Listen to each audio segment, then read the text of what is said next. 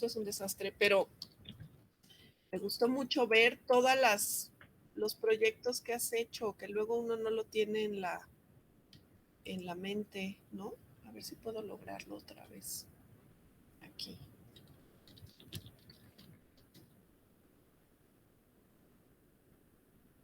Ya lo encontré.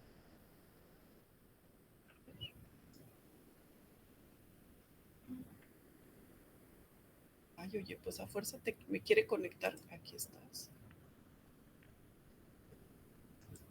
Este no lo sé usar, oye, este Meet. Es que Meet es como, ajá, no a todos nos gusta, a mí a veces no, pero como es parte del Classroom y yo uso Classroom, digo, Ah, ¿para qué ok. nos hacemos bolas de irnos a otra plataforma? ¿Pero qué quieres? No, nada más chismear quién está Ah, contigo. Ya estoy puedes, viendo en dos. los 3 puntitos, yo siempre lo pregunto al Ujú. inicio, cambiar Sí, diseño y ahí ves todas los cuadritos, porque si no solo ves 6. sí, sí, sí. Sí, pero ya veo que tienes aquí como 20. Bueno, contando. Sí, este, ay, jole, pues es que como que no me deja ver tu inicio. O si quieres me presento y les platico Oh, de ya te encontré aquí, allá. ya, a ver, y ya tú le completas, ¿va? Muy bien. Pues ya son 11 minutos. Buenos días a todos. Un gustazo verlos aquí. Hoy tenemos una invitada súper especial para esta clase y para mí, que es Brenda Vizcaíno. Ya la conocen como maestra. Y me comenta ella que a lo mejor no están tan conscientes de lo que hizo en el INA y la razón por la que amablemente viene a esta clase, pues ya va, esta es la segunda vez. Les cuento que Brenda, dice aquí, es arquitecta del paisaje, con participación en más de 80 proyectos paisajísticos, seguro ya son más, ahorita ella nos va a contar más cosas. Ha trabajado de forma independiente y en conjunto con despachos de arquitectura de paisaje y ha realizado trabajos en diversos sitios de la República Mexicana y en Wuhan, China. Aquí tiene una relación de lugares donde ha trabajado. Efectivamente, Brenda, no aparece lo del INA. Lo tienes por, anota, poner al día lo de LinkedIn. Actualizar, sí. Sí, sí, sí. Gerente de proyectos, supongo que en su empresa. También proyectista y jefe de taller en Monet Garden. También en KBR, y dibujante, fíjate la historia con Alejandro Cabeza. Estudió en la Universidad de Sheffield, estudió en arquitectura de paisaje en la UNAM y en la Universidad de Sheffield en la maestría en artes y manejo del paisaje, igual que Alejandro Cabeza, ¿verdad, Brenda? La de Alejandro fue de diseño, pero sí fue en la misma universidad, en Sheffield. Y bueno, La pues mía ahora sí, fue de manejo. termínate de presentar, por favor, bienvenida, muchísimas gracias por estar aquí. Y cuéntanos por qué tienes relación con el patrimonio y el paisaje. Originalmente desde mi tesis, que hice una tesis pues ligeramente regional en Arcos del Sitio, en Tepozotlán, que al fin y al cabo es un acueducto patrimonial, es un monumento histórico, y de ahí desarrollé un proyecto, digamos, ecoturístico, tratando de no intervenir tanto el sitio, el paisaje. Fue un proyecto de tesis hasta eso bastante, pues, modesto, diría, limitado en el proyecto. Qué lástima después que no andaba en México y la gente de Tepozotlán andaba buscando qué hacer. Le hablaron a gente del TEC y construyeron una gran cafetería inmensa que le quitó la vista a los arcos del sitio, le quitó la importancia. Entonces, por eso sí es súper importante que paisajistas tengamos esta relación entre los elementos históricos, monumentales, arqueológicos, patrimoniales y su relación con el paisaje, para que no pasen estas cosas, ¿no? Donde las nuevas estructuras arquitectónicas le ganan en peso al paisaje, que de hecho es algo que está reglamentado, que se los voy a mostrar también en un momento en la presentación. Y después de que regresé de China y trabajé en varios lugares por mi cuenta, hice parques también, salió esta oportunidad de que buscaban en el instituto eh, alguien para el área de presentación pública, pero en particular de arquitectura de paisaje. Ahí sí le reconozco la visión al director en turno, ahí en la dirección de operación de sitios, que sí se dio cuenta de la necesidad de paisajistas dentro del instituto. Entonces, pues ya eh, llegué ahí, se abrió el puesto, me lo dieron. Estuve en 2 temporadas, en total creo que no más de 4 años, la verdad es lo que estuve poco, pero sí y ya también se los voy a mostrar, se hicieron un montón de trabajo dentro, porque hay muchos ámbitos donde trabajarlo y es un tema súper bonito. Y me salí de Lina y ahorita estoy en la UNAM, un honor ser profesora en el alma mater y sigo haciendo mis proyectos independientes. Súper bien, gracias Brenda. Pues entonces toda la palabra es tuya, adelante. Para compartir pantalla ahí en la flechita de abajo. Una pestaña, una ventana, a ver.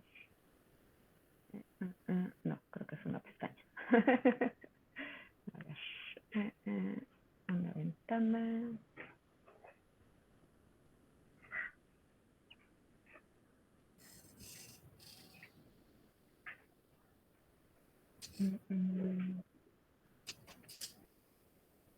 Creo que no lo encuentro. A ver. Si no pone compartir toda la pantalla, a, a veces es más fácil. Presentar toda mi pantalla. Ajá, Y entonces ya me puedo cambiar de. exacto, a donde quieras. A ver, Pero le ¿cómo me tienes que deja? poner, o sea, la picas la pantalla y luego le pones compartir abajo. Con razón no me. Está en oscuro, en gris, el compartir, como si no lo tuviera habilitado. Yo creo que yo no puedo ni siquiera deshabilitarle a nadie, o sea que, a ver. Chicos, help. Allá, ya, ahí va. ¿Ya me ven? Ya, ahí Ya, está tu Ya ven la presentación, ya. presentación de arquitectura de paisaje y arqueología? Sí, sí, ya se ve. Ok, bueno. listo. Bueno, entonces esta presentación en particular va a ser de mi experiencia como arquitecta de paisaje dentro de Lina, en el ámbito de la arqueología. Vamos a empezar con un poco de legislación dentro de las zonas arqueológicas. Entonces, en el artículo 3 de nuestra Constitución está definido que se tiene que alentar el fortalecimiento y difusión de nuestra cultura. Es el primer artículo donde se plantea esta situación. En 1939, Lázaro Cárdenas fue el que fundó el Instituto Nacional de Antropología e Historia y también en ese mismo año se creó la ley orgánica del instituto, a partir de la cual son los primeros lineamientos para ordenar los monumentos arqueológicos e históricos en el país. También se crea la Ley Federal sobre Monumentos y Zonas Arqueológicas, Artísticas e Históricas, que es un librito muy chiquito. Se los quería enseñar, pero no lo encontré. Entonces, pero ahí viene muy resumido, que son estos artículos que les voy a presentar, que lo que se permite y no se permite hacer dentro de estos sitios. Entonces, el primero de importancia, en el artículo 2, donde dice que es de utilidad pública la investigación, protección, conservación, restauración y recuperación de los monumentos arqueológicos, artísticos e históricos. Entonces, la presentación pública es justamente parte de estos elementos de protección y conservación. En el artículo 28 habla de que los monumentos arqueológicos, que son los que en particular hoy nos atañen, son los muebles e inmuebles productos de las culturas anteriores a las hispánicas, incluyendo restos humanos, flora, fauna relacionados con estas culturas. En el artículo 27 se establece que todos los monumentos arqueológicos son muebles e inmuebles, son de propiedad nacional, inalienables, que no puede ser vendida o cedida legalmente, e imprescriptibles, que no perecen a través del tiempo. Entonces, aunque ustedes en su propiedad tengan un vestigio arqueológico, le pertenece a la nación. Aunque se hayan encontrado una obsidiana, algo de cerámica, le sigue perteneciendo a la nación y hay campañas para que se le regresen al instituto eh, pues todos estos elementos que a lo mejor luego uno tiene, esculturillas, tiene en su casa. Para que haya una declaratoria de monumentos arqueológicos, la hace el presidente exclusivamente y eso se plasma en el artículo 37. Otro documento que es súper importante y que además creo que ya se los compartí en proyectos es la Carta ICOMOS para la interpretación y presentación de sitios arqueológicos, de sitios de patrimonio cultural, que pueden ser arqueológicos, pueden ser monumentales, etcétera, o históricos. En México es donde aplica esta división de arqueológico antes de hispánico, de que lleguen pues los españoles al país. Pero el arqueológico realmente es casi todo lo anterior, ¿no? Las construcciones anteriores, y entonces a veces se acuña el término histórico-arqueológico cuando se refiere también a una excavación a lo mejor de alguna iglesia que se cayó, aunque sea de un monumento histórico. En México tenemos abiertos al público 193 zonas arqueológicas. No sé, a lo mejor ustedes conocerán 5 o 10, hagan su cuenta de que conocen Teotihuacán, Monte Albán, las más famosas, pero hay 193 abiertas oficialmente. Hay 302 sitios que tienen cierto grado de visita, esto es que aunque no están oficialmente abiertas al público o que tengan declaratoria, como la que mencionaba que el presidente les tiene que dar, de todas maneras la gente va y las visita. Pero realmente hay más de 63,000 sitios arqueológicos registrados en el país. Y entonces ahí aplica decir el dicho, desde el Bravo hasta el Suchiate, México es un tepalcate. Ahora, ¿qué son las zonas arqueológicas? Van a decir, ¿y cómo es que hay tantas si no hay tantas, no hay pirámides en el norte? Pues son aquellas que contengan vestigios o bienes arqueológicos o paleontológicos, que incluye arquitectura monumental, que ahí sí ustedes ubicarán las pirámides, por ejemplo, la zona maya o aquí los valles centrales de Oaxaca o Teotihuacán. Vestigios arquitectónicos que puede ser simplemente, pues, como lo dice, alguna columna, algún elemento arquitectónico, un dintel, algo que se encuentre, ¿no? Pintura mural, a lo mejor dentro de estos mismos vestigios arquitectónicos o pintura rupestre en cuevas, elementos estucados ornamentales, petrograbados, que esos nos encontramos mucho más en el norte, bajorrelieves, esculturas, estelas, concentración de materiales que sí tienen que tener un ojo los arqueólogos que de repente encuentran puntas de flecha o algunos materiales de obsidiana, escultura, cerámica, en zonas normalmente más en el norte, donde eran, digamos, más nómadas, ¿no? O sea, no tan establecidas las grandes ciudades prehispánicas. También restos fósiles humanos de flora y fauna. Por ejemplo, este es súper importante. En Oaxaca se le hizo la declaratoria de, en el, de los, ay, se me fue, del paisaje histórico en la zona de los valles centrales. Y justamente los que encontraron ahí fueron unos fósiles que muestran la primera domesticación del maíz. Entonces, por eso es la importancia, y el que haya encontrado esto también es que un ojo para encontrar, ¿no? En el polvo, en la nada, restos fósiles de maíz domesticado. y restos paleontológicos, que aplica a zonas paleontológicas. Dentro del mismo INAH, el área de registro tiene otra clasificación que, bueno, aquí la ven, que incluye, por ejemplo, muy interesante, cuerpos de agua. Hay ahí también arqueología subacuática, que las investigaciones normalmente se dan, ahorita importantes hay en el Caribe, eh, que van, ahí sí aplica, es como un paréntesis, como que es el que sí lo aplican en zonas arqueológicas, pero realmente lo que investigan son restos de, por ejemplo, barcos hundidos y cualquier elemento hundido, que sí hay barcos españoles, ¿no? Galeones españoles que llegaban a la península de Yucatán. Aquí los ejemplos de este tipo de, bueno, de las clasificaciones arqueológicas, Teotihuacán, arquitectura monumental, la conocemos, que puede ser en diferentes materiales, en piedra en Teotihuacán o en tierra, como en Paquimé, Chihuahua, que es en tierra, en adobe.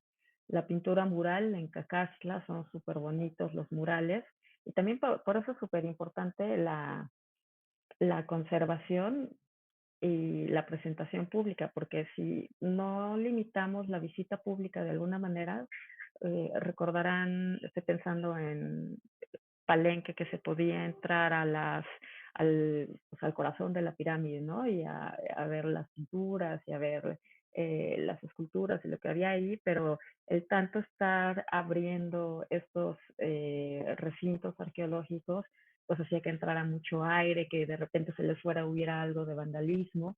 Entonces, pues se tiene que controlar esta visita pública, canalizar a la mejor a que no todo el mundo tenga que entrar y que pueda haber reproducciones en museos, justamente para permitir la conservación.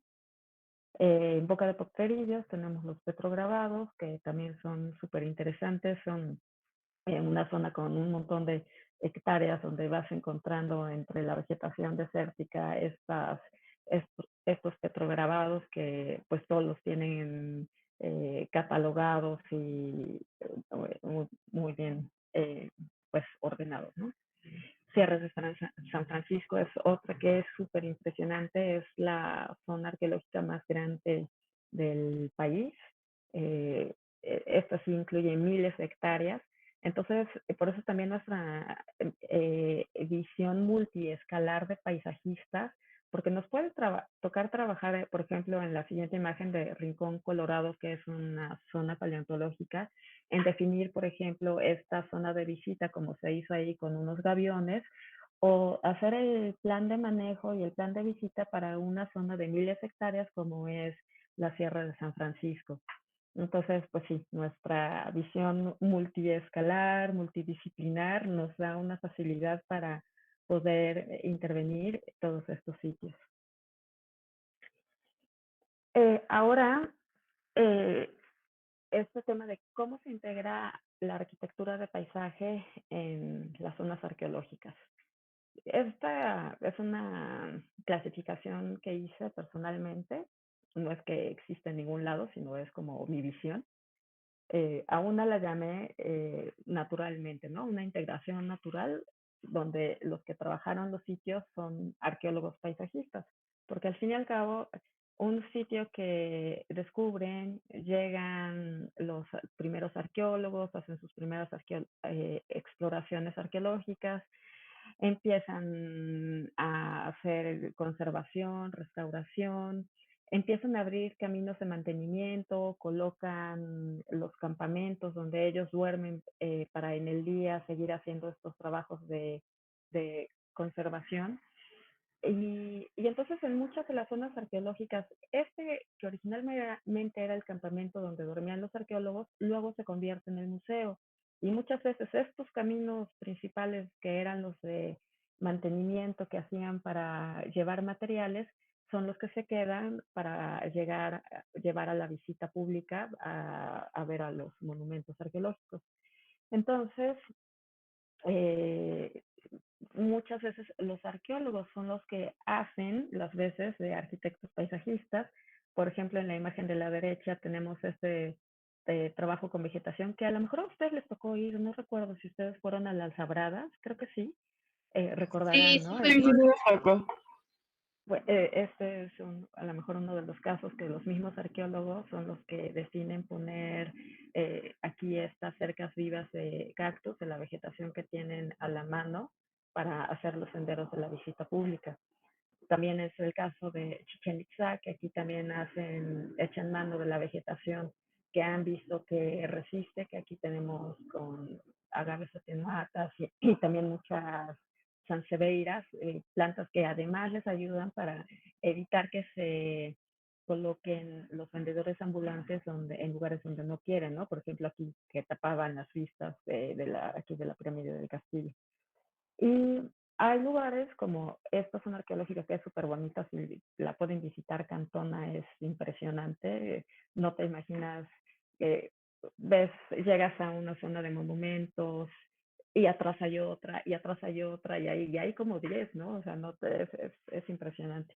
Y esta, eh, lo, eh, en esta en particular, como que los caminos que se trazaron para la visita pública sí eh, tienen resemblanza a los originales, a los prehispánicos, justo porque había piedras que los prehispánicos colocaron. No sé exactamente, no me recuerdo qué cultura es en Cantona, pero tal cual, ya sé cómo estar caminando en las calles prehispánicas. Son súper interesantes. Otra manera de que se integra la arquitectura de paisaje a las zonas arqueológicas es esta planificada a nivel nacional, que por ejemplo en los 90 se hicieron unos megaproyectos en el sexenio de Salinas, así como ahora el megaproyecto es el Tren Maya o eh, bueno, los que haya. Eh, en la época de Salinas además de infraestructura vehicular social, se hicieron 14 megaproyectos arqueológicos en el país que incluyeron museos en zonas arqueológicas, también el trazo de rutas de visita, se invitaron arquitectos reconocidos. El caso de Paquimé a lo mejor le suena porque lo trabajó Mario Shetland, que pues, es el paisajista más reconocido, creo, todavía en nuestro país, que hizo un proyecto de integración del museo al paisaje. También en Sivichaltún se hizo un gran museo, se integró lo que les llamaron como parque ecológico para conservación de la selva. En Palenque también otro megamuseo. Aquí abajo tengo la lista, ¿no? De los lugares que se intervinieron: Montalbán, Tominá, Xochitecatl, Xochicalco, Teotihuacán. Teotihuacán tiene como 5 museos, algunos de los museos es de esta época. Sivanché y Tininchá y otro museo del pueblo maya en Yucatán, etcétera. Pero bueno, en estos proyectos sí hay, o sea, en los primeros de conservación, se utiliza el recurso de conservación de los monumentos arqueológicos para construir la visita pública y el paisaje.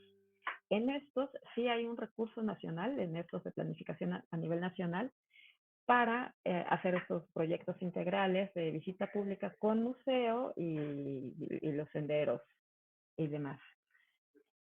Y es a partir apenas muy reciente, del 2012, que se hace de forma intrainstitucional. O sea que desde dentro del instituto se buscó el recurso económico para el mejoramiento de la presentación pública, que les comentaba hace un rato, en la Dirección de Operación de Sitios, en la Coordinación Nacional de Arquitectura, en la Subdirección de Infraestructura, que es a donde yo llegué a trabajar. Se hace este desarrollo, planeación, manejo y mantenimiento de las zonas arqueológicas. Entonces, se llevan dos áreas. Una, el departamento de señalización, que se encarga de señalizar todas las zonas arqueológicas en todo el país. Existe un taller en Teotihuacán, pues con un recurso limitado se ha logrado pues, señalizar bastantes de las zonas arqueológicas en el país. Ese fue otro de los grandes megaproyectos de los 90. no sé si ubicarán estas señales de piedra, de cerámica sobre piedra, las típicas que toda la vida ha habido. Pero sin embargo, para mejorar pues, didácticamente el discurso interpretativo que fuera más accesible también a los niños, se hace estas señalizaciones donde ya hay impresiones a color y con otros recursos didácticos, que aquí nos enfrentamos entonces al tema del tiempo, el mantenimiento, que ese es un tema súper importante cuando nos enfrentamos a trabajar en zonas arqueológicas. A veces hay dinero para entrar con el proyecto, pero luego ya no hay dinero para mantenerlo y eso puede ser muy problemático. En el departamento donde yo estaba, que era jefa de presentación pública, pues me encargaba de hacer desde diagnósticos generales del estado de las zonas arqueológicas, desde cómo estaban estacionamientos, sanitarios, museos o salas interpretativas, dependiendo de la infraestructura que tuvieran, senderos, cubiertas de protección arqueológica, entre otros, ¿no? Estos diagnósticos primero para saber cómo están las zonas arqueológicas. Entonces, todos los análisis diagnósticos que hacemos durante la carrera sí son útiles, sí los volvemos a hacer, entonces aprendan a hacerlos. Ya a estas alturas lo deben de hacer muy bien. También me tocó en el desarrollo de proyectos arquitectónicos y paisajísticos para las zonas arqueológicas. ¿Por qué digo arquitectónicos? Porque me tocó también hacer casetitas de acceso, sanitarios o pequeñas ampliaciones a salas interpretativas o cubiertas arqueológicas, sombras para los visitantes, etcétera. Entonces, sí, como paisajistas, sí debemos de tener un conocimiento, aunque sea básico, arquitectónico, de estructuras, de la distribución, pues al menos de estos elementos básicos.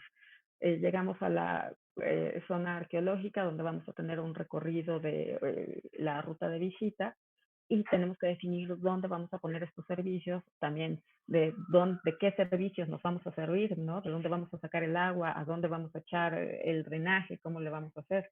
Entonces, sí necesitamos también este conocimiento en infraestructura, en instalaciones.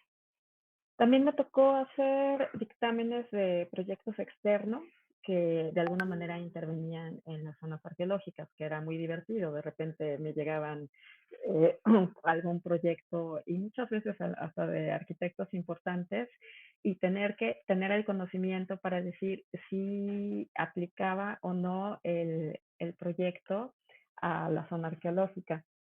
Nos sucedió en algún momento en la zona paleontológica en Rincón, Colorado, que invitan en esta clasificación como de importancia nacional, invitan a un arquitecto a hacer un museo, hace un megamuseo, para no intervenir el paisaje, lo hace la propuesta subterránea, pero como es paleontológico, los paleontólogos dijeron, pues no es posible eso de ninguna manera porque implica sacar toneladas, metros cúbicos de tierra, pues, que tenemos que analizar todo para estar seguros que no se va ni un fósil ni un nada, y echaron para atrás el proyecto. Entonces, también nosotros como paisajistas que queremos intervenir en un sitio arqueológico, pues debemos de saber qué tipo de arqueología puede haber en ese sitio para saber qué podemos proponer. Esta es la carta ICOMOS para la interpretación y presentación de sitios patrimoniales de la que les hablaba. Esta, digamos que es nuestra base, nuestra guía para saber cómo interpretar justo estos sitios arqueológicos, históricos también aplica. Entonces tenemos que primero salvaguardar valores tangibles e intangibles de los sitios patrimoniales en su entorno natural, cultural, contexto social. Esto es muy importante y también tiene mucha polémica. Respetar la autenticidad del patrimonio cultural, comunicando importancia histórica, valor cultural, protegiendo el impacto adverso de infraestructuras interpretativas intrusas, la presión de visitantes e interpretaciones inexactas o inapropiadas. ¿Por qué digo que es polémica? Porque justamente esta manera de cómo presentas el patrimonio cultural, necesitas infraestructura externa de apoyo, necesitas senderos, necesitas sombras para los visitantes, en muchas veces necesitas un una cubierta de protección arqueológica. Eh, pero de repente hay esta confusión entre autenticidad, entonces a veces hacen una copia de cómo era en la época prehispánica y los visitantes lo interpretan como que también es prehispánico. Y entonces ahí hay una mala interpretación porque debemos tener muy claro qué es la intervención actual y cuál era lo que realmente era arqueológico. O luego hacen cosas súper modernas que hay veces que los mismos investigadores en el instituto lo toman como que no, eso no se puede hacer así, estamos haciendo algo que va contra el patrimonio y la arqueología. Sin embargo, hay ejemplos, no en México, pero en el, me voy hacia Europa, sobre todo a los restos romanos, donde hay unas cubiertas modernas, contemporáneas, padrísimas, loquísimas, que te ayuden a la protección arqueológica y además la realzan en esta nueva arquitectura contemporánea. Pero también está la discusión de que entonces a qué tiene más valor, lo que era original arqueológico o esta nueva cubierta arqueológica contemporánea. Pero en México tenemos ejemplos como el, se me fue el Cacaxtla y Xochitecatl.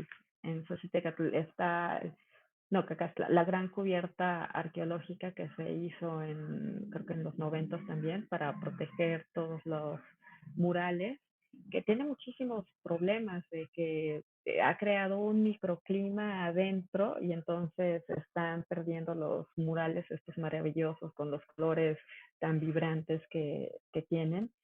Entonces ahí hay una discusión de que se permite eliminar toda esa cubierta, qué va a pasar. Hay muchos, o sea, además de lo de presentación pública, la conservación, ¿no? De todo lo que tiene que ver en que si se crean hongos, que si se crea humedad, que si al contrario haces una corriente de aire.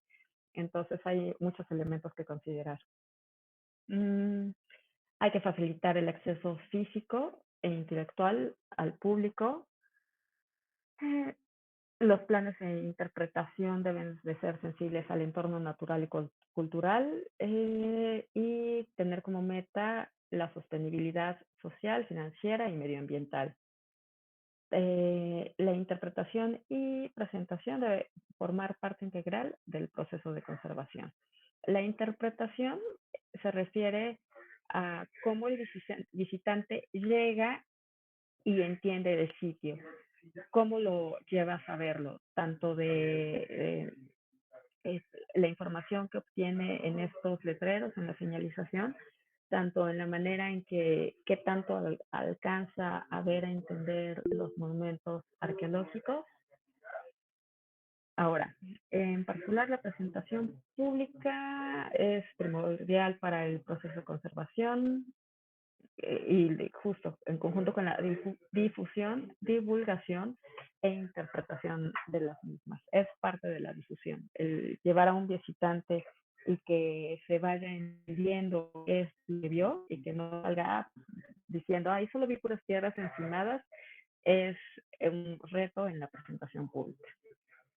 Hay que dotar al visitante de estos elementos adecuados para la interpretación, hacerlo entender que se tienen que salvaguardar las zonas arqueológicas. En muchos lugares hay que mejorar la accesibilidad. Por ejemplo, Monte Albán es de las pocas zonas en el país que es accesible para discapacitados, que tiene rampas, elevadores, hasta carritos de golf donde llevan a las personas discapacitadas a hacer los recorridos en la zona arqueológica. Eh, Esto, claro, se tiene que hacer de una manera que no afecte al patrimonio arqueológico, que las nuevas infraestructuras y equipamientos que pongamos no afecten al patrimonio arqueológico. Y ahí hay un montón de discusiones, ¿no? De que si estás poniendo esta infraestructura, normalmente estas infraestructuras tienen que ser desmontables o de que de alguna manera, muchas veces son de madera, no con grandes cimentaciones que vayan a afectar, sobre todo si están adosados a algún algún cuerpo arqueológico. También en presentación pública incluye la dotación de elementos para la visita, como los senderos interpretativos, que los conocen, por ejemplo, en las labradas, áreas de descanso, miradores. Tenemos también estos centros de atención al visitante, que son más pequeños que los museos en sí. Normalmente la distinción es que no contienen piezas arqueológicas, pero con otros recursos visuales, gráficos, de video también, ayudan a que la gente entienda qué es lo que va a ver. Y entonces hay que ver los servicios, taquillas sanitarios, guardabultos, hay que tener zonas para mantenimiento, zonas para la administración, bodegas para tener toda la maquinaria para el mantenimiento de los sitios, almacenes para la salvaguarda todavía de elementos arqueológicos porque siempre siguen encontrando y siguen los arqueólogos sacan, ¿no? Los piedras cerámicas, tepalcates. Entonces, muchas zonas arqueológicas necesitan toda esta infraestructura de apoyo que no vemos. Ya hablamos de la accesibilidad, es que justamente que no afecten al patrimonio. En particular, yo también, en esto que decíamos de picar piedra, en la dirección de operación de sitios, pues hicimos estos programas maestros de desarrollo de sitio, Promadesis les decíamos, que era una visión de, ok, vamos a intervenir las zonas arqueológicas, pero hagámoslo con una visión general. Sabemos que no hay el dinero como en las épocas de los megaproyectos para hacer el 100% de los proyectos que tenemos, pero al menos dejemos planeado qué es lo que se tiene que hacer en cada zona por etapas para que poco a poco se pueda ir desarrollando. Hicimos este acercamiento integral a varias zonas arqueológicas con un plan de acción donde se analizaban los sitios de esferas ambientales, arqueológicas, sociales, rurales, urbanas. Muchas de las metas era definir rutas de visitas de acuerdo a un discurso arqueológico con itinerarios de visita, es decir, a lo mejor nos llega un camión con estudiantes o turistas que solo tienen 1 hora para visitar el sitio, pues entonces hay un itinerario de visita de 1 hora para el sitio. Pero qué tal que vienen unos turistas mochileros europeos que se quieren estar todo el día en el sitio, entonces se hacen estos itinerarios, estas rutas de visita que se pueden incluir zonas más amplias a visitar, más allá que tal vez la pirámide más famosa o principal de cada sitio. Y entonces se definen estas zonas de visita, estos itinerarios, y pues se diseñan accesos, estacionamiento y todas estas infraestructuras de las que ya hemos hablado. Y por supuesto se integra diseño con vegetación, pero como verán, no es como lo primero con lo que empezamos. Y pues los proyectos también, o sea, los que han hecho urbanos, pues también así lo saben. Entonces, eso es como la parte teórica y les voy a enseñar algunos de los proyectos, ¿no? Brenda, una pregunta. ¿Te puedo preguntar algo? Perdón. Disculpa la interrupción. Por ejemplo, en la intervención de nosotros como arquitectos paisajistas, entiendo que el diseño con vegetación, o sea, no es como uno de los principales, pero sí entra como en las prioridades, pero aquí tengo una duda. ¿Esta vegetación es con respecto al sitio, con respecto a la zona arqueológica o con respecto como, no sé, o sea, si hay una comunidad o algo cerca, o sea, es referente a ellos o se toman las tres o qué se hace en estos casos? Normalmente lo que ha sucedido en la actualidad es que algunas zonas arqueológicas tienen sus propios viveros con la reproducción de la vegetación local, tal vez hasta endémica en algunos casos, pero por ejemplo el caso que les enseñaba de Chichén Itzá, que han introducido la vegetación que más les aguanta de repente en las temporadas que no hay lluvia, no tienen riego, entonces pues ahora sí que se rasquen con sus uñas, ¿no? Los jefes de zona arqueológica como pueden. Pero justo en ese tema, cuando yo estuve y con apoyo de un servicio social, lo voy a presentar primero ya que ya que lo preguntaste, hicimos un manual de vegetación para zonas arqueológicas. Entonces, empecemos con esto.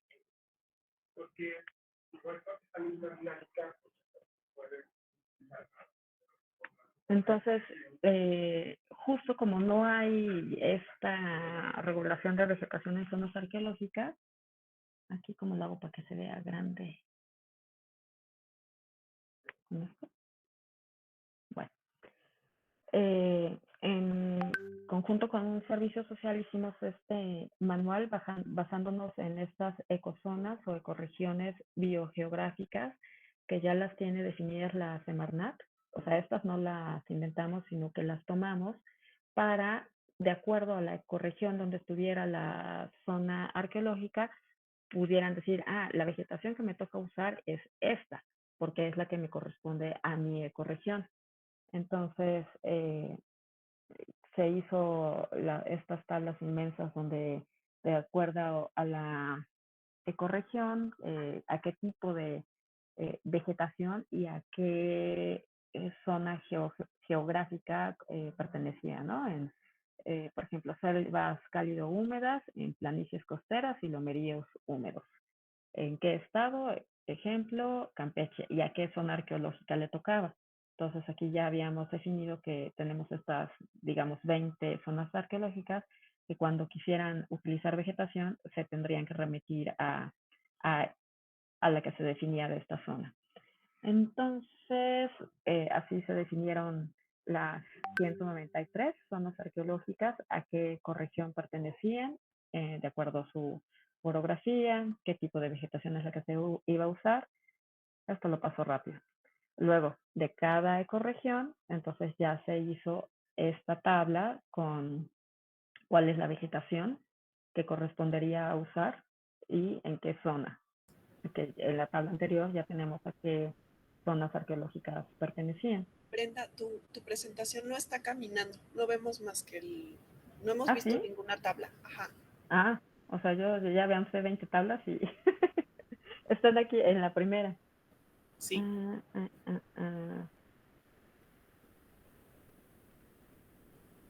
Ahí que están viendo. Seguimos viendo la portada. Yo pensé que estabas explicando con la portada todo eso. No. Yo cuando dijo como en la tabla anterior, dije, no, esto sí, ya no. A ver, lo vuelvo a poner. ¿Qué ven? La misma inicial. ¿La misma inicial? Sí. Dice manual de vegetación aplicado. ¿Ahí ya ven otra o siguen en la inicial? No, seguimos en la inicial, en la portada. Ay, ¿cómo le haré? ¿Alguien por ahí dijo qué hacer? Yo oí una voz de hombre, pero no supe quién fue. No, yo fui quien habló, pero dije lo que se veía. Ya se ve en la tabla ahora. Ahora sí. Es que lo quise poner como en la presentación general. Bueno, aunque se vea todo lo demás, pues así lo presento, si así lo ven. Sí, bueno, así sí. Aquí están las ecorregiones de las que hablaba, o sea, están con colorcitos, creo que son 9 ecorregiones. Y aquí están las tablas de las que estaba hablando, ¿no? De donde tenemos que en la selva cálido húmeda, de las planicies costeras, tenemos estas 20 zonas arqueológicas que corresponden a tal orografía y a tal toporregión. Entonces hicimos las tablas para todo el país y luego desarrollamos nada más. Esto era una tarea que ya no sé si la continuaron, la verdad es que no creo.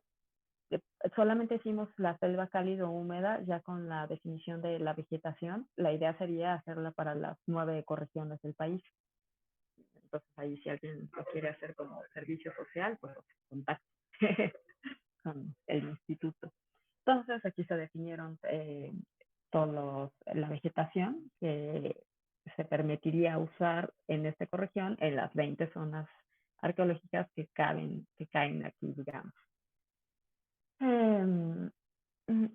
Se hizo especies arbóreas, arbustivas, herbáceas. De cada una ya se hizo pues la paleta vegetal. muy general, ¿no? No tan definida. Bueno, sí se avanza un poquito más. La selva cálida seca, por ecorregión, el bosque templado, con toda la vegetación que pueden usar dentro de esta zona. Elevaciones.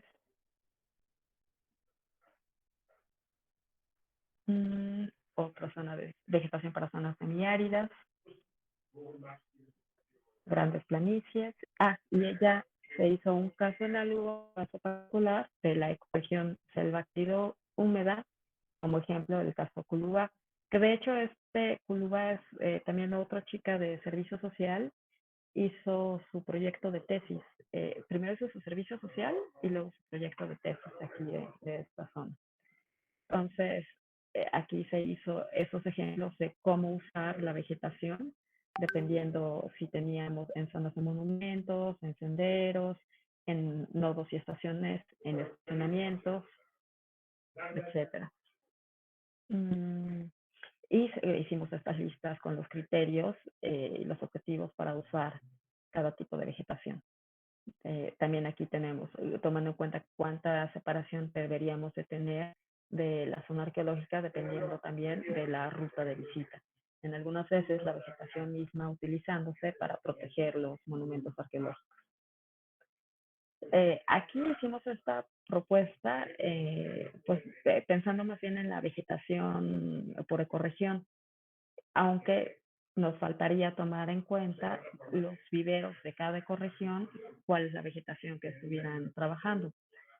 Aunque, como comenté, podría ser el caso que los mismos arqueólogos o jefes de mantenimiento trabajaran el vivero, pero considerando esta vegetación y no vegetación exótica como normalmente se hace.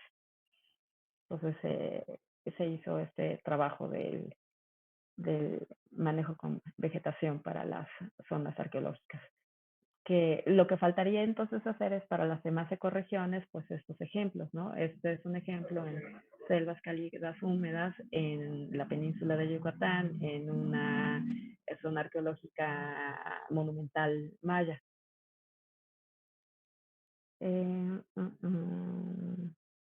Y también en particular en algunas zonas dejándose combinados los usos del suelo que existen en el sitio.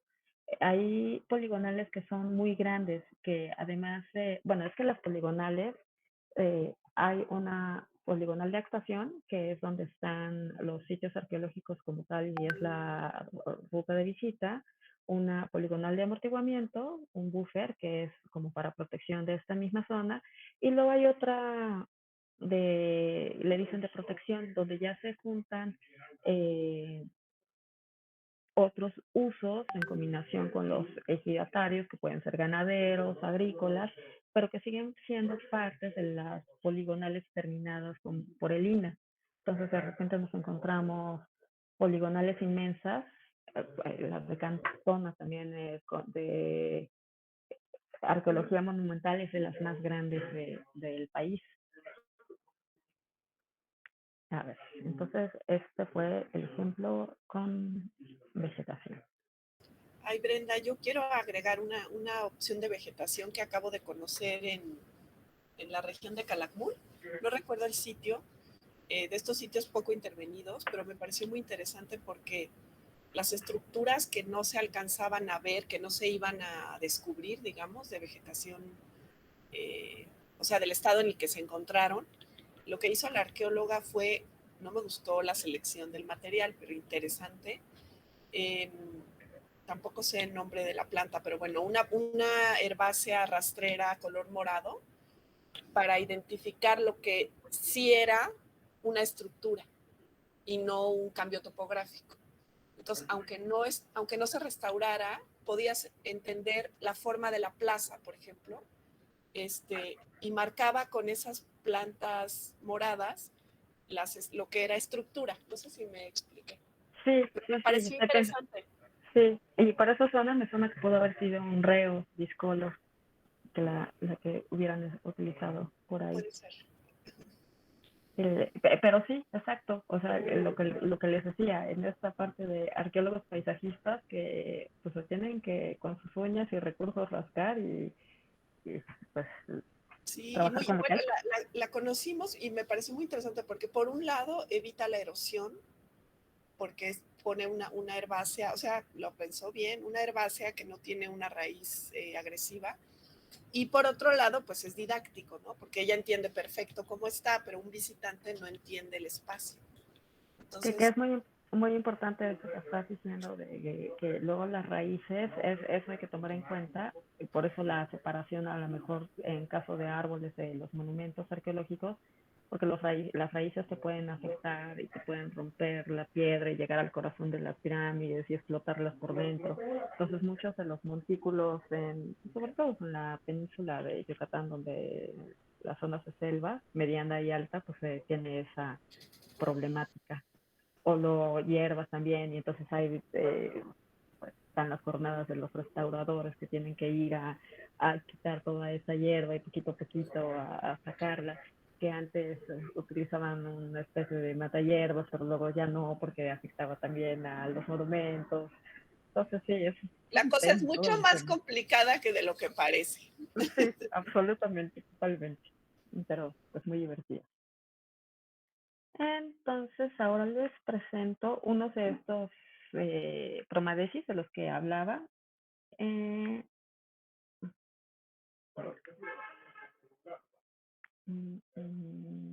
mi ventana. Este, es, este sí lo ven. A ver, ¿sí lo Sí, ya ven? lo ¿Sí avanza? vemos un directorio. Bueno, ah, bueno, salió Tula. Les quería presentar primero el de El Cabo en Oaxaca por la escala, pero este también está interesante. Eh, se hizo este programa maestro de desarrollo de sitio, que Tula es un sitio súper complicado, tanto arqueológicamente como pues tiene problemas sociales. El sitio lo utilizan para la poligonal, se cruza de un lado a otro la gente de repente con sus vacas y borregos. eh, este, de hecho, es de los pocos sitios que pertenece al INAH, que la propiedad del suelo es del INAH. La mayoría de los sitios, la propiedad sigue siendo de los ejidatarios, aunque como ya vimos en los artículos iniciales, los monumentos arqueológicos son propiedad de la nación, la tierra es propiedad de sus dueños, de los ejidatarios. Entonces, muchas veces hay complicaciones porque pues ellos los quieren trabajar, si no dicen de qué vivo, ya no puedo hacer nada aquí porque apareció una pirámide, y entonces le tienen miedo a Lina de que ya no los van a dejar hacer cosas, y pues ese es un tema de tenencia de la tierra que también debe de considerarse cuando se trabaje en zonas arqueológicas. Entonces, pues aquí se hizo lo que les decía, ¿no? Hacemos los análisis regionales, que nuestra poligonal sea menor para entender los sitios, como los hacemos. Justamente ahorita están creo, en proyecto en escala regional, entonces lo estarán entendiendo mejor. Este que fue análisis de uso de suelo y vegetación, vialidades, también para entender, cruza una vía del tren, parte en dos la zona arqueológica, entonces también para Oye, el Brenda, plan. perdón, pero seguimos viendo solo un directorio. ¿Esto que estás hablando está ¡Ah, ilustrado? no! Sí, claro que está ilustrado. ¿Qué hacemos? A ver. Es que ya cuando dijo lo de la vía del tren dije, no, no puede ser. No puede ser. ¿Ahora sí o no? ¿No? ¿No? ¿En qué está? ¿En PDF? En PDF. No. Ya lo cerré.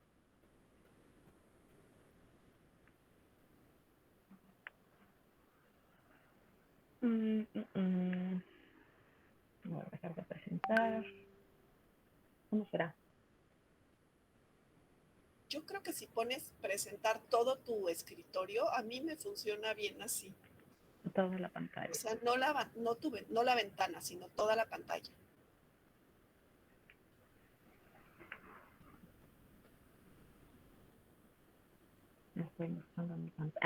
Ok, ya entendí. Entonces ahí me tengo que ir a... Ahora y ya sí, están viendo. ahí está Tula. Entonces, si la hago grande, Ujú. ¿ya la ven grande? O... Sí, sí. Pero ven cuánto... A ver. Tú puedes hacer, eso. De todas maneras te vemos abajo. Ahí ahora sí. Ya. Bueno, entonces ya está la introducción de Tula. Estaba hablando de estos planos en general, de altitud, uso de suelo y vegetación, vialidad. Aquí estaba en que la vía del tren cruza la poligonal de la zona arqueológica en dos. Esto ya es el análisis puntual dentro de la poligonal, de donde vemos la zona monumental que existe, montículos que también son parte de zona monumental, el acceso, estacionamiento, zonas de museos, los recorridos que hay, etcétera.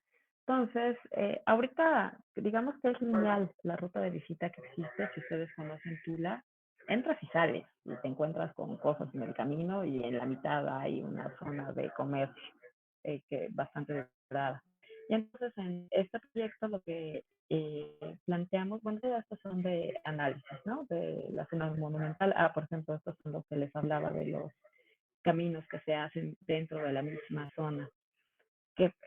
Y hay veces que se hacen 20 proyectos y es un gastadero en proyectos y no se construye nada. Algunos de los proyectos era para bardear toda la poligonal, como para justo evitar estos pasos. Pero pues los pasos los va a seguir habiendo, ¿no? Las zonas deterioradas, o sea, estos son análisis diagnósticos, que al fin y al cabo ya lo saben a estas alturas de la vida, necesitamos hacer análisis diagnósticos. Por ejemplo, de cubiertas arqueológicas, ¿no? Que tenemos aquí un muestrario de cubiertas, estos con andamio, que aplican, son desmontables, protegen el sitio, pero pues no realzan de ninguna manera el sitio arqueológico y hasta lo demeritan totalmente, ¿no? O por ejemplo, estas cerquitas como de borreguitos se me figuran, que también protege el sitio arqueológico de la visita pública que se vayan a sentar al vestigio con el estuco, pero también demerita el sitio. Otra cubierta arqueológica con diferentes techos, ¿no? Lámina. Entonces, más análisis, en particular de infraestructura. Aquí creo que ya es el programa arquitectónico paisajístico, que se necesita en cada uno de los sitios, que se necesita en el museo, en los senderos, en el acceso.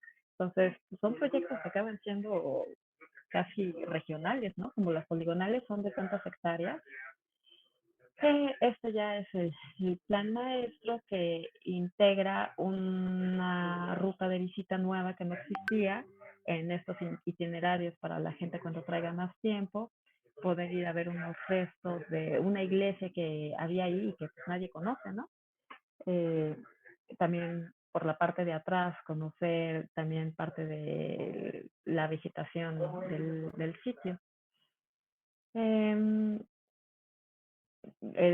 Ya se hacen, lo que hacíamos en estos programas de sitio eran como propuestas eh, conceptuales, casi que podemos decir que se quedan como en plan maestro conceptual, con la idea de presentarlos a los directivos y entonces generar recursos para poder primero bajar el proyecto ante proyecto y ejecutivo y ya poder llegar a la construcción, sino el de la totalidad de la zona, a lo mejor de algunas de las zonas que tuvieran mayor problemática. Entonces, para el museo también, que está hecho pedazos, se hacían propuestas de recuperación, propuestas para taquilla. Por ejemplo, con un chico también de servicio social de diseño industrial, nos hizo el proyecto para la taquilla de acceso. Una propuesta para también el mejoramiento de un pequeño jardín botánico que hay al interior de la zona, cambiando las circulaciones porque ahorita la gente lo pasa de largo, ni lo ve. Entonces obligar a que la gente sí pase por él en su ruta hacia las zonas arqueológicas. Se proponían estas placitas con infraestructura, que estos son con unos bebederos que tenía al centro un área como de para el resguardo del agua potable y los muebles bebederos que se hicieron también con chicos de diseño industrial. Se proponían en estas zonas entre los monumentos arqueológicos, o digamos como que no intervenían en la visual con los elementos arqueológicos, estos elementos de sombras, que el concepto es que fueran estas mariposas como los pectorales de la escultura de los gigantes de Tula que estaba en la portada. Entonces ese fue el concepto que se tomó para hacer estas sombras. Y con cambios de pavimentos para definir las zonas de circulación y las zonas de estar. Un poquito más de este mismo elemento, en particular ya el elemento detallado. Estas son las que les hablaba de bebederos y de descanso. Entonces, también aquí se proponía la plantación de mezquites para crear sombra, también acompañado con agaves en la definición del paisaje, con nopales, cactus. La definición particular de este elemento de descanso con toda la infraestructura escondida para que no se viera el tinaco ahí afuera, ¿no? El elemento para bebedero, de purificación de agua, en particular una plaza interior en un... Este era de los que les hablaba de los campamentos originales, que se estaba transformando en un museíto, entonces pues el tratamiento de la plaza, este sendero que les platicaba para ir a ver estos restos en una capilla, determinar otras rutas de visita, señalización y el cambio de las cubiertas arqueológicas, todas tipificadas con madera y con cubiertas también de madera, pero con laja asfáltica para la protección de la madera.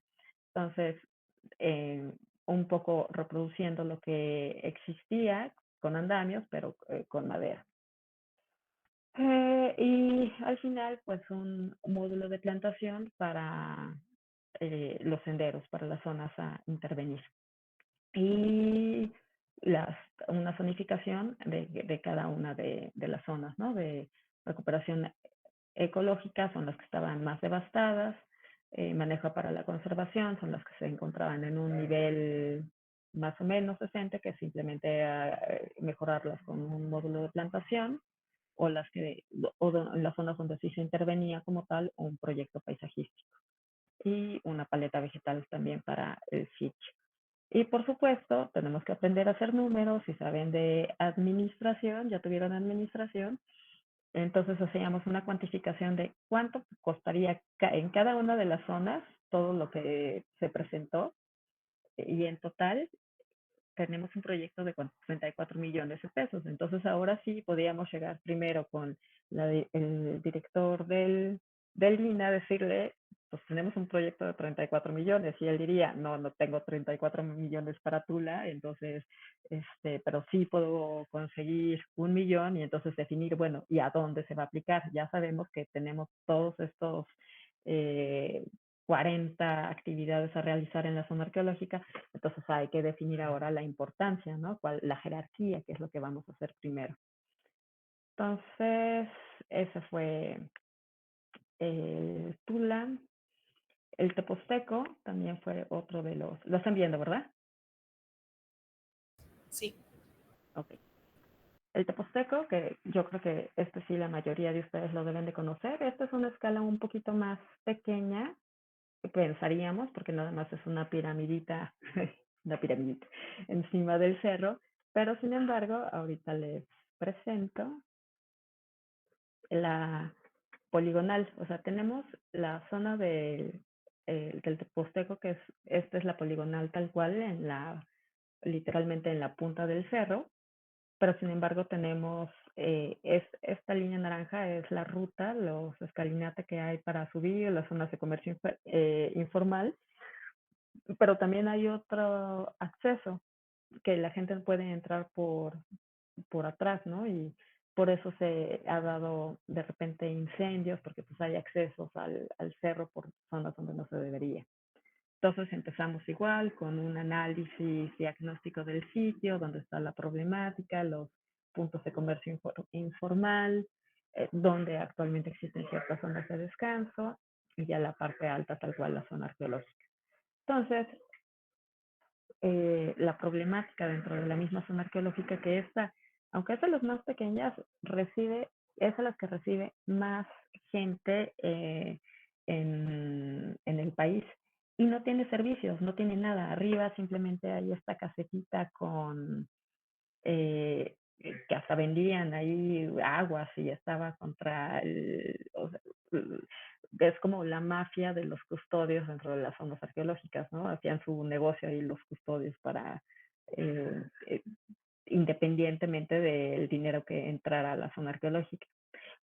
Deben de saber que eh, todos los recursos que entran a las zonas arqueológicas van a una cuenta concentradora, no se la queda cada zona, a una cuenta concentradora de Hacienda, y Hacienda reparte ya al INA y el INA reparte otra vez. Entonces, aunque Chichén Itzá genere miles de millones de pesos anualmente, no le llega a lo que genera, tampoco al Teposteco, y por eso está también así medio cayéndose a pedazos. Hay una discusión en el Teposteco de si conviene o no tener sanitarios en la parte alta, porque al fin y al cabo implica demasiado mantenimiento, y otro problema del INA es que luego no hay suficiente personal para dar el mantenimiento adecuado. O sea, por ejemplo, esta zona del Teposteco me parece que tiene 4 custodios que se alternan, y de repente o se enferma uno o está de vacaciones, el otro pidió su día. Entonces hay días que solamente hay un custodio para la vigilancia y el mantenimiento de esta poligonal. Y así pasa en muchísimas zonas. De repente no hay personal, y entonces no puedes ofrecer más servicios. De repente hay dinero para infraestructura, pero luego no hay dinero para el personal, luego no hay ni dinero para la gasolina, para las podadoras. Entonces, el mantenimiento, también por eso el planteamiento de la vegetación que hagamos tiene que ser como muy medido, porque luego no hay ni dinero para el mantenimiento, ¿no? O sea, lo último que van a hacer es regar una planta que a lo mejor hayamos plantado. Esta es la poligonal realmente, que incluye toda la zona del Teposteco, y parte está dentro del pueblo. Entonces el proyecto lo incluimos desde la parte baja.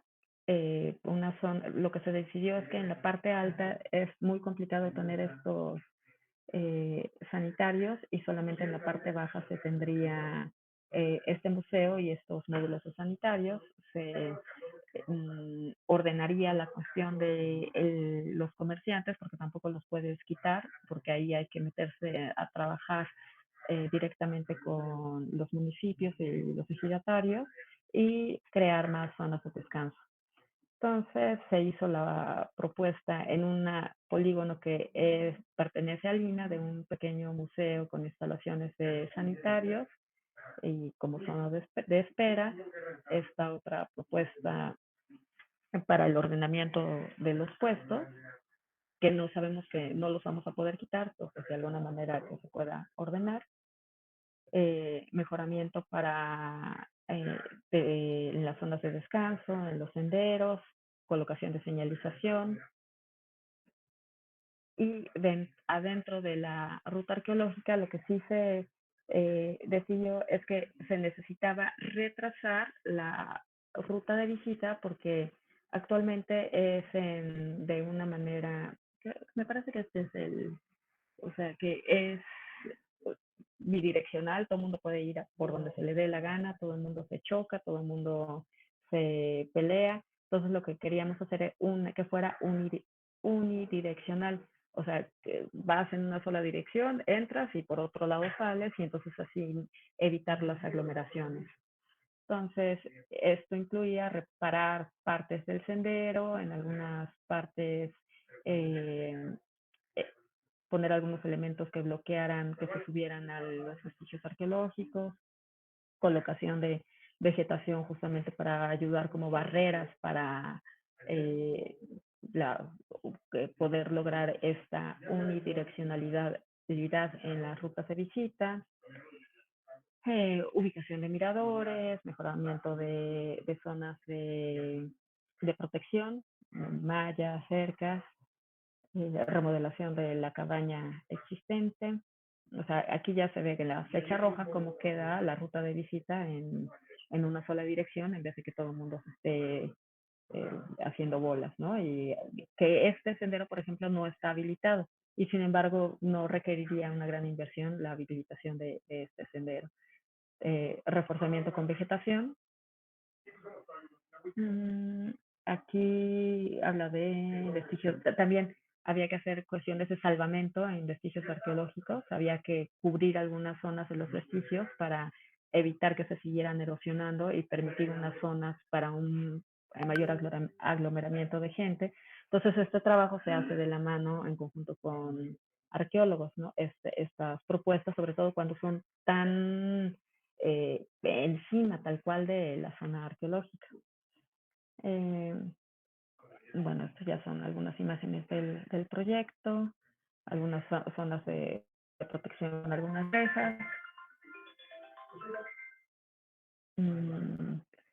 En algunas partes se tienen que hacer como estos senderos elevados, entonces pues, se hacen los detalles. En la zona de la pirámide, el mirador en particular. Y ya, me parece que la cabaña que se remodelaría, que se crearía una zona, aquí más que zona de sombra, zona de protección para lluvia, ¿no? Cuando que acá son unas lluvias torrenciales en época de lluvia, y una zona donde se pudiera poner el letrero de zona arqueológica del Teposteco, que por lo pronto hay una lona nefasta que es la que nos da la bienvenida. Esta es en particular de la señalización y la señalética. Estas son lo que les decía, las etapas prioritarias, según se iba a hacer del año 2016 al 2018. No se ha hecho nada, al momento no se ha hecho nada. Es lo que sucede mucho en el INAH, que pasas 20,000 proyectos y no hay dinero para nada. Entonces, este proyecto tenía un costo estimado de 7 millones. Entonces, hacíamos toda esta secuencia, así como en Tula también les presenté. Este en particular es a una escala mayor. O sea, les estoy presentando estos tres para que vean cómo en diferentes escalas podemos intervenir. Este sí es regional porque es un corredor arqueológico del Valle de Oaxaca que incluye 5 zonas arqueológicas. Entonces, esta es la ciudad de Oaxaca y vean toda la poligonal del cabo del corredor del Valle de Oaxaca con sus 5 zonas arqueológicas. Entonces, también estas incluyen zonas muy puntuales con pirámides. Mitla, la más importante, pero también incluye las cuevas prehistóricas de Yagul y Mitla, que es justo donde encontraron este fósil del maíz domesticado. Por eso la importancia, y está denominado como paisaje cultural. Toda esta zona es el paisaje cultural de las cuevas prehistóricas de Yagul y Mitla. Entonces, aquí se ven las poligonales de cada una de las zonas con sus zonas de influencia. Y en particular, el INAH es dueño de este polígono verde, que es una zona de campamento. Entonces, lo que querían hacer aquí es organizar el mantenimiento de las 5 zonas a partir de este sitio. Entonces, en vez de tener como millones de bodegas repartidas en todas las zonas, hacer en esta zona, tener todas las bodegas de mantenimiento, laboratorios de materiales, todo lo que necesita cada zona, pero centrificado o centralizado en este que se llama el Rancho Primavera. Bueno, estos son análisis, en general, el diagnóstico para variar de cada una de las zonas, qué es lo que hay. Hay senderos de accesos, hay cubiertas arqueológicas, en qué estado están cada uno de los elementos. Este análisis se hizo de cada una de las zonas. Las cubiertas arqueológicas, que muchas tienen problemáticas. Si ven esta foto de acá abajo, hicieron una cubierta arriba, pero luego tenía goteras, y como no encontraban cómo eliminarlas, le pusieron una cubierta abajo de la cubierta para que no le caiga el agua al vestigio arqueológico, ¿no? Entonces son de las cosas que pues se deberían de mejorar. Yagul, otra zona súper interesante, que me parece que es esta la que, no creo que esta, hay una que tiene un museo elefante blanco que nunca terminaron de construir. Bueno, se quedó en obra negra, digamos, pero se gastaron millones, se acabó el recurso, no se concluyó, y entonces se integra este gran programa. Este se llama diferente, es un plan maestro de infraestructura, porque se dirige al mejoramiento de infraestructura de las 5 zonas y a su centralización en el Rancho Primavera. Estas son las poligonales de las cuevas de Yagul y Mitla, que aquí también pues está la problemática. Todos estos puntitos son de asentamientos irregulares que se están dando dentro de la poligonal, y algunos hasta construcción de hoteles, y es una zona que tiene esta catalogación de patrimonio de la humanidad, y sin embargo no se reglamenta. Entonces, hasta que ya está la construcción, de repente llega el INAH y esto por qué está, y de repente hay construcciones que ya no se pueden tirar. Sí, es un tema también que se enfrentan los centros INAH de cada estado, el estar normalizando las construcciones que se hacen, tanto para permitirlas o para hacer el rescate arqueológico en su momento. Aquí, por ejemplo, se comparte la poligonal con la CONAMP, entonces aquí hay infraestructura que la CONAMP hizo para apoyar a la visita. Pero sin embargo, pues hay elementos que hasta resultan peligrosos, ¿no? Está en esta foto de acá abajo este deck que te asomas a ver, pero está volado. Entonces te puedes caer de 3 metros, ¿no? Si vas con un niño o con... entonces, se tiene que cuidar, pues, en el diseño, de la seguridad también. Mitla, que es un lugar súper bonito también, que tiene, no sé si tengo, creo que no puse fotos de las pirámides y de los grabados súper interesantes que tiene. Pero dentro de la misma poligonal está metido este mercadito de artesanías que el municipio lo arregló de alguna manera, está un poquito mejor que como estaba, pero son de las cosas que se tendrían que regular desde un inicio, ¿no? Así que esté el mercado mero adentro de la zona arqueológica, pues es un tema.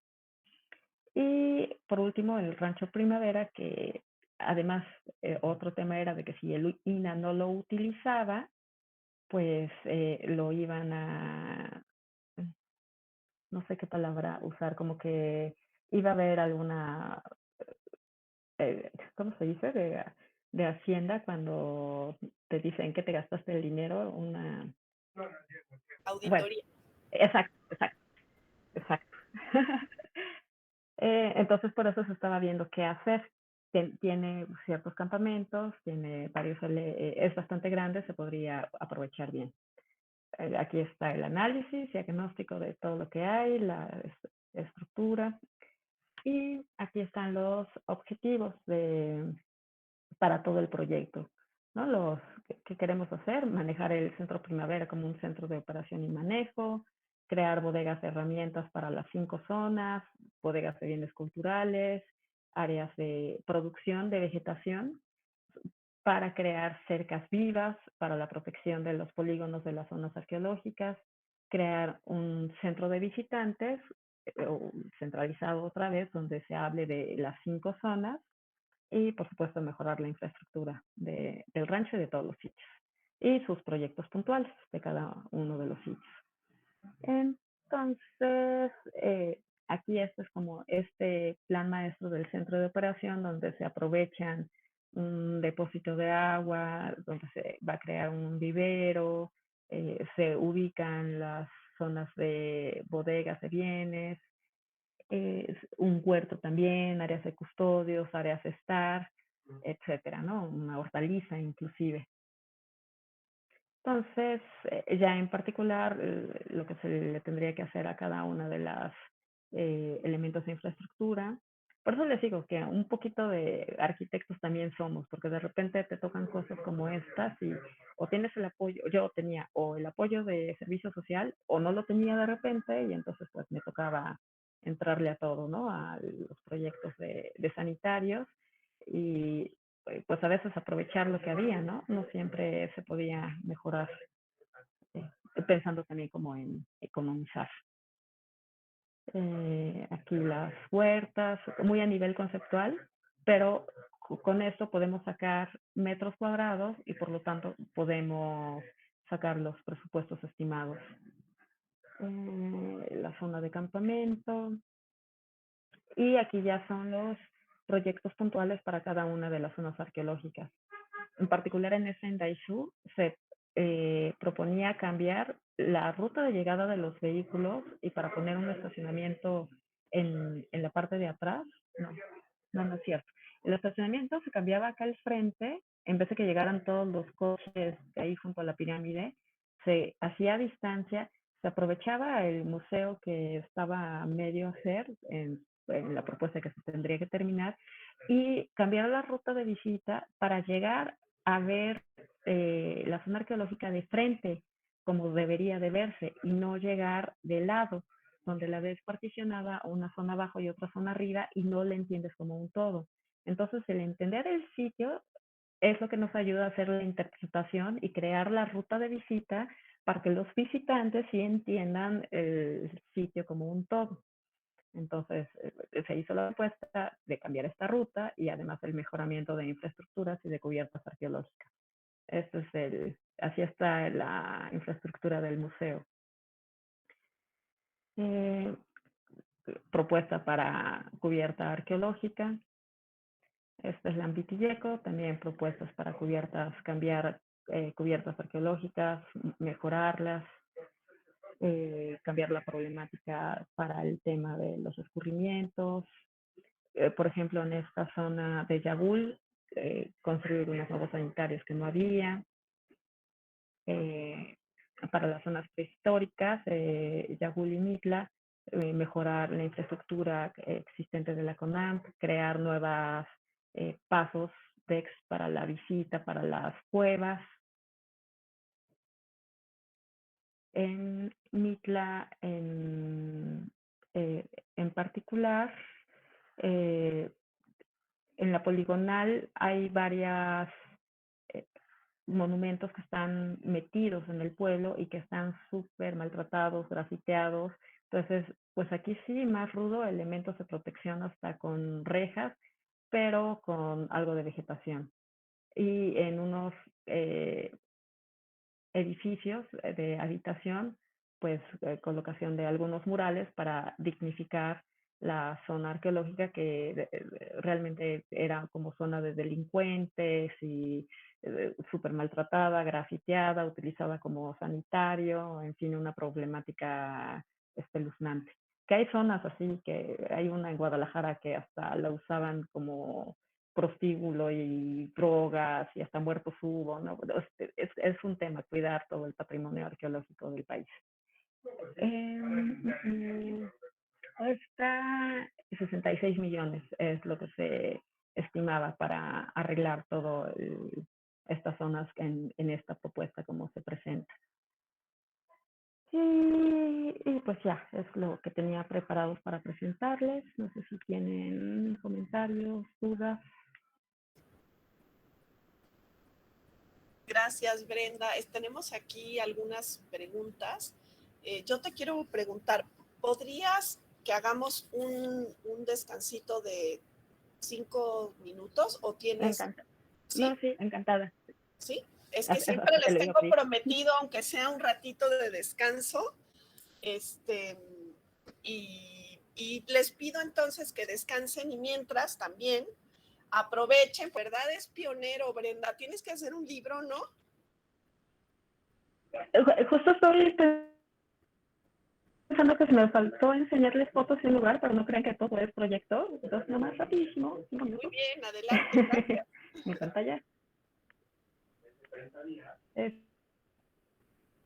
Este lugar que es zona paleontológica, Rincón Colorado, entonces pues aquí nos tocó desde hacer estos gaviones para mostrar la zona paleontológica, para mostrar, son reproducciones de huesos, pero ventanas arqueológicas les llamamos, arreglar los senderos para las rutas de visita, hacer, por ejemplo, con los materiales o cotillo que hay aquí, una malla electrosoldada, esta imagen de un dinosaurio, como para el acceso, los niños se emocionen de que llegan a una zona paleontológica, porque pues realmente es poco lo que hay, son como 8 ventanas con reproducciones de huesos. Entonces, pues buscarles a los niños algo, a la gente que vaya para que se emocione de lo que va a ver. Se hicieron estos miradores con estas cubiertas y esto se hizo como en el tiempo récord. Se hicieron también esto, no hay un museo grande como tal, pero hay una pequeña sala interpretativa, entonces se hizo esta señalización muy por parte de la Coordinación de Museos de Lina, entonces sí muy como detallada para hablar de los dinosaurios y las ventanas arqueológicas. Otro elemento acá de estas sombras para el visitante. Aquí tenemos los huesos, las reproducciones. Una zona como lúdica para niños, como se hizo aquí una especie de nido con huevos de dinosaurio, y pues el letrero de entrada a la zona paleontológica Rincón Colorado. Creo que aquí no tenemos fotos de la sala interpretativa, del acceso y el estacionamiento, pero bueno, sí se llegan a construir cosas dentro de Lina, no todo es solamente proyecto, aunque el 80% digamos es solamente proyecto. Pues ya regresamos. Gracias, Brenda. ¿Esto del Río Colorado está en Sonora o dónde? Rincón Colorado está en Coahuila. Coahuila. Es la primera zona paleontológica abierta al público, pero sí se han encontrado muchos restos también en Coahuila hay un montón, pero también hacia Sinaloa, me parece. O sea, en el norte hay como una franja con un montón de zonas con restos. Bueno, ahora encontraron un montón de mamuts, ¿no? Ahora Por aquí. el Santa Lucía. Sí, pues también muy interesante. Martín Checa nos expuso la clase antepasada cómo podemos hacer que un territorio tenga significado y realmente se vuelva un paisaje. Y las imágenes que nos mostraste sobre este proyecto me llevaron a esa idea, ¿no? Que si tú visitas ese lugar, pues nada más puedes decir a lo mejor, pues está padre la vegetación, hace mucho calor, punto, ya, me gusta, no me gusta. Si no le sabes más, pues no hay manera de identificarse, ¿no? Pero en el momento en que ya alguien con sensibilidad, como este caso, nos explica más de lo que vemos con los puros ojos, pues ya estamos realmente haciendo un proyecto paisajístico, ¿no? Entonces, pues me gustó. Y de hecho en este proyecto nos asesoramos con Martín Checa porque queríamos ver la posibilidad de trabajarlo como un paisaje cultural porque la importancia que tienen, o sea, además del sitio de la poligonal que es pequeña en sí misma, pero tienes este paisaje con todas estas montañas donde se ven las eras geológicas supermarcadas, vas ahí con los geógrafos y te explican y bueno, y te encuentras los fósiles ahí a la mitad del desierto. Y entiendes que eso era el mar cuando fue la Pangea, entiendes todo el tiempo, ¿no? Que somos infinitesimales. Y un poco sí se logró poner como en el plan de manejo un par de párrafos respecto al paisaje cultural. Ahorita también me acordé de un texto que les súper recomiendo de Palasma, que se llama Habitar el Tiempo.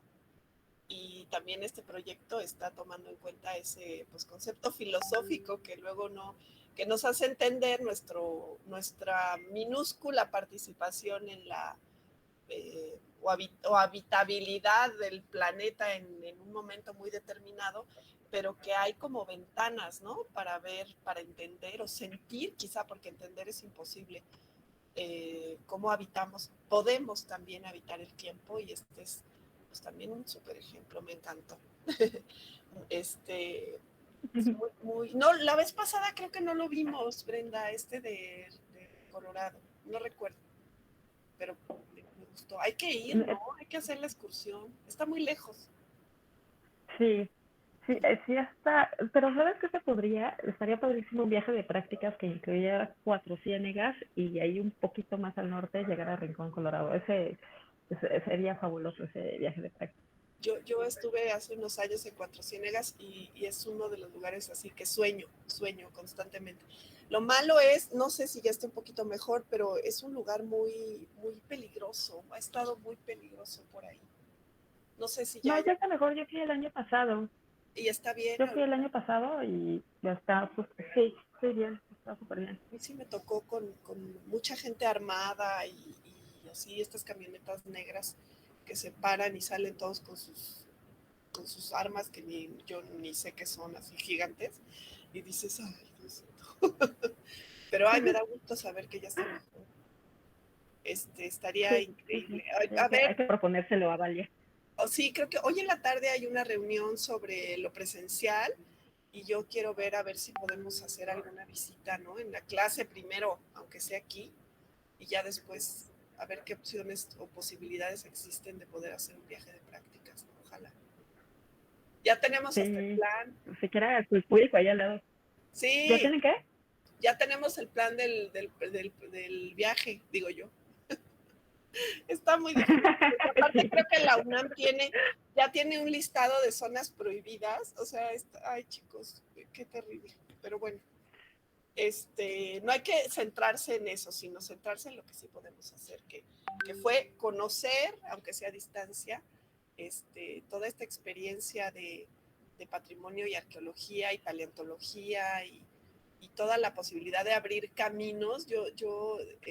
Por un lado siento frustrante que no se hayan hecho estos proyectos, Brenda, pero por otro lado así es cavar piedra. No se cava así de, ay, ya me contrataron, ya entré, ya sé cómo hacerle, ya lo hicieron, ya se inauguró. No, o sea, eso sucederá más adelante, pero si no se pica piedra en estas primeras, digamos, experiencias, lo demás tampoco sucede, ¿no? Entonces, pues, reconocer, Brenda, y agradecer que haya sido de las que se atrevió y que nos hayas abierto nuevos caminos hacia el paisaje. Y ahora sí voy a dar la palabra. Bueno, reiterar a los chavos, si alguien está interesado en hacer su servicio social en la Dirección de Operación de Sitios, pues yo los canalizo. Ya vieron qué tipo de cosas pueden estar haciendo ahí. Está padrísimo. Y bueno, por aquí preguntas que vi que decían, alguien preguntaba, Leslie, los cenotes también, ¿nos lo puedes poner en contexto? Porque como fue mientras Brenda hablaba, ya no sé a qué se refiere. ¿Estás por ahí? Ah, sí, hola. Hola. Sí, es que justamente hablaba sobre que los cuerpos de agua, estos que están como bajo resguardo, son más que nada por los barcos y eso, ¿no? Y yo preguntaba de los cenotes, porque, o sea, se supone que los cenotes también no pueden privatizarse, y yo me acuerdo de un cenote que es muy famoso, que tiene un Walmart allá en Yucatán, y que pues no es de fácil acceso a cualquiera, ¿no? O también la gente pues, que en su patio tiene cercano un cenote y cobra para entrar, igual eso. Que no, o sea, que no en todos los cenotes como puede haber algún vestigio o algo así, pero pudiera darse, ¿no? O sea, ¿qué pasa en esos casos? Sí, exacto. Hay cenotes, sobre todo los que, por ejemplo, Sivichaltún, que esa zona es súper interesante, ¿no? Que tiene la zona arqueológica, tiene también una capilla española y tenemos el cenote. En esos cenotes sí ha habido esta investigación de arqueología subacuática, y han ido buzos y se han metido y han encontrado restos arqueológicos. También sí me he cruzado con varias zonas que tienen cenotes con estas investigaciones y que sí han encontrado. Son mucho más fáciles de cuidar, por supuesto, los que se encuentran dentro de poligonales y zonas arqueológicas. los que están fuera de las poligonales y que son miles, porque en la península de Yucatán parece que es Uruguay, sí tienen el derecho los dueños de las tierras, los ejidatarios, de utilizarlos. Entonces sí los pueden, pues hasta, sí los pueden privatizar. Hasta ahí en Portunum hay un parque de estos acuáticos que incluye como 10 cenotes que tiene diferentes formas, estos totalmente submarinos, abiertos, etcétera, pero sí los pueden privatizar. Lo que sucede es que en el ideal tendría que ir un equipo de arqueología subacuática a investigar el cenote y ver que no hubiera restos. Sí, yo quiero añadir, las aguas subterráneas, las aguas también son propiedad de la nación. O sea, acuérdense que ya nos lo dijo Martín, en términos de legislación es una maraña de cosas, ¿no? Pero por otro lado, hubo una repartición de tierras, ¿no? Y prácticamente todo el territorio nacional es ejido. Y luego los ejidos también, no hace tantos años, de repente resulta que Slim es ejidatario. O sea, hay cosas muy complicadas. Y añado también que ya hablamos de que el patrimonio es lo que una generación considera lo más importante para heredar a las siguientes generaciones, ¿no? Ya sea que venga de generaciones anteriores y que se siga considerando valioso y se herede a las siguientes. No podemos conservar al 100 el 100% de lo que podríamos pensar que es patrimonio, ¿no? Es imposible. Entonces, bueno, pues hay casos distintos en los que sí hay, por ejemplo, un más valor arqueológico, más valor ambiental, ¿no? Y dependiendo de eso, pues algunos de ellos se manejan de esta manera, otros, que también es muy interesante, se han incorporado a la oferta turística y bueno, pues también tienen beneficios directos a las comunidades, en fin, imposible que a todos se les haga lo mismo y todos se pudieran conservar. Ojalá así fuera, pero imposible. Entonces, bueno, éticamente, ¿no? Nosotros paisajistas, cuando nos toque acercarnos a esto, entendiendo que lo que está ahí va más allá de lo que vemos, ¿no? Pues tengamos herramientas para hacer propuestas que lleven a que estos sitios se conserven, se valoren, se conozcan, o a veces no se conozcan, que esa es otra acción paisajística muy interesante, ¿no? Decir esto mejor, ahí queda, porque las visitas a veces pues son totalmente contraproducentes, ¿no, Brenda? Justo de lo que estás diciendo, me acaban de contar un caso en el norte que pues, llegó un blogger, conoció una zona de, me parece, de petrograbados por Monterrey. Dijo, está padrísimo, hay que invitar a la gente, lo grabó, empezó a invitar a gente. Fue hasta con el municipio, pusieron letreros y todo. Llegaron a un lugar que lo tenían súper cuidado, cerrado, hasta con vegetación lo tapaban para que no fuera público y no lo fueran a conocer. Y ahí fue de que el desconocimiento de la gente de que pues estos sitios tienen una legislación, hasta el desconocimiento del mismo municipio que también lo estuvo promoviendo, pues estaba llevando pues a la destrucción del patrimonio. Entonces ahorita están en cerrar y en quitar todo eso, ¿no? A ver si lo que hay en la red, ¿no? También así que se quite la información de ese sitio, ¿no? Que nadie sepa. Es complicado, pero también bien interesante. Voy a seguir viendo aquí. Dice, ¿qué hace distinto un museo de un megamuseo? Nos pregunta también Leslie. Pues ahí es el tamaño, tal cual, el tamaño, porque al fin y al cabo, la diferencia a lo mejor entre una sala interpretativa y un museo es que la sala interpretativa no tiene, digamos, bienes culturales para mostrar, o sea, bienes arqueológicos o cerámica o joyería o lo que quieras, ¿no? Y los museos sí, entonces necesitan un resguardo especial, necesitan más vigilancia, más seguridad. En una sala interpretativa tienes un custodio que te abre y te cierra y ya, tan. Y un megamuseo, pues básicamente es el tamaño, ¿no? Que puede tener hasta reproducciones de tumbas o algún elemento más importante que necesite un resguardo mayor. Maricruz, también hiciste aquí un comentario, estuvo bien feo la administración, no sé, Maricruz, ¿estás por ahí? No, ¿verdad? No la veo. Tengo otra pregunta. Ay, perdón. Adelante, Leli. Sí, que por ejemplo, cuando alguien descubre, porque esto me acuerdo que pasó creo que en Iztapalapa, no estoy segura, que había encontrado algunos vestigios arqueológicos y en su patio estas personas, y pues los Celino le dijeron alto ahí, loca. Entonces ya no les dejaron como mover, ni construir, ni nada. Y pues como que les desalojaron de ahí de esa zona. ¿Sabes de casualidad qué le pasa a esa gente? O sea, ¿qué ofrece el gobierno? Como que, bueno, no pueden ya vivir aquí porque es zona arqueológica, pero se pueden trasladar a este sitio, o como que arréglanselas como puedan. Pues solamente que fuera un descubrimiento así súper importante, porque normalmente no te desalojan.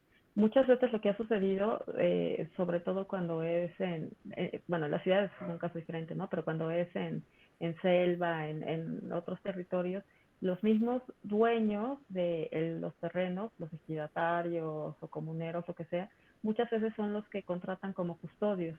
Entonces a lo mejor ya no los dejan cultivar, sacar dinero de la manera que estaban acostumbrados, pero sí les cambian como la manera de obtener un recurso de su propio terreno. Entonces son los que acaban haciendo el mantenimiento de esas zonas arqueológicas dentro de su terreno. En Iztapalapa, pues ubico el Cerro de la Estrella, que es la zona, es zona arqueológica de importancia. Lo que está pasando ahí es que la poligonal de Iztapalapa es mucho más grande y la mancha urbana se está comiendo y se está metiendo dentro de la poligonal. Entonces ahí sí es posible que los hayan desalojado, pero porque hubo una invasión previa a una poligonal ya determinada en un diario oficial. Entonces ahí ha de haber sucedido al revés, ¿no? Es que estaban primero los habitantes y luego encontraron el vestigio arqueológico, sino ya estaba dicho que ahí posiblemente había un vestigio arqueológico y de todas maneras llegaron pues a instalarse ahí, ¿no? No sé, ya ves que muchas veces llegaron primero como paracaidistas y luego ya se estableció más la urbanización. Ay, sí, también eso es complicadísimo, ¿verdad? Me voy rápido porque nos quedan 2 minutos. Ya nos había aclarado la pregunta Maricruz. Bueno, es otra creo, pero dice, es que no sirve su micrófono. ¿Ya sirve, Maricruz, tu micrófono? Sí, ya, adelante. Sí, hola. No, la de administración era un comentario que sí, lo que mostraste es muy interesante, porque justo no tuvimos la oportunidad de acercarnos mucho a la administración por parte de nuestra clase, pero sí, bueno, me atrae mucho eso justo de la gestión de los recursos. Pero bueno, la otra pregunta era que decías que a veces las personas confunden e interpretan mal algunas réplicas de vestigios, pero no sé si nos puedes dar un ejemplo de una intervención o cómo réplicas, porque no me quedó muy claro cómo las puedes malinterpretar. Gracias. Ahí me refería en particular que hay veces que han hecho cubiertas de protección arqueológica, digamos, sobre una zona de un estucado o algo, y esa cubierta arqueológica la hicieron como una reproducción al estilo prehispánico. Entonces la gente a la hora que va cree que todo es prehispánico, aunque la cubierta sea una reproducción nueva. Al reproduciendo como era anteriormente. Entonces tendría que haber una señalización muy clara para decir esto es nuevo, esto sí es original, y que la gente se vaya con esa idea, no que crea que pues casi que los techos de palma o de vara se hayan mantenido intactos por 500 años. Ok, gracias. Y dice Luis Enrique, como el feo techo del Templo Mayor, bueno, y el de Cacaxtla también, ¿no? Es que es bien difícil, o un extremo de la modernidad espantosa, o el otro extremo de la falsedad, ¿no? Complicado, hay que encontrar un término medio. Sí, y luego además más el presupuesto. Última pregunta, porque ahora sí ya son las 12, pero para no dejarla aquí, Dice María Fernanda, entonces el Museo del Centro Histórico se consideraría un megamuseo. Pues tal vez sí, no recuerdo, es que en particular así les llamaron a esos proyectos de los 90, o sea, eran los megaproyectos de los 90, no que actualmente también le sigamos llamando así, o sea, no es que Sí, se les es un quede, concepto, pero... lo del megamuseo, megaproyecto es un concepto político que tiene una vigencia, ¿no? Exacto. Y que, pues, no necesariamente es real, digamos, ¿no? Exacto. Pero bueno, sí hay museos a distintas escalas, distintos objetivos, y sí hay, bueno, museos nacionales, museos de sitio, ¿no? Museos comunitarios, en fin, cada uno tiene su objetivo y su forma de abordar pues, la explicación de un fenómeno. Muy bien. Pues chicos, las 12:01, Brenda, de corazón, muchísimas gracias. Ahorita te mando una constancia con mucho cariño y agradecimiento. Gracias a todos. Y tarea, ya subí un cuestionario, lo tenemos que tener para mañana, por favor. Son solo 5 preguntas y les pido que por favor lo contesten.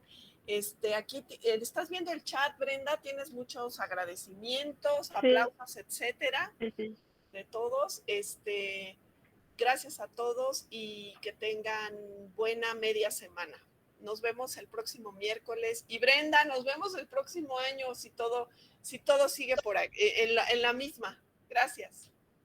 Ok, encantada. Gracias, chicos. Gracias. Cuídense. Hasta luego, gracias.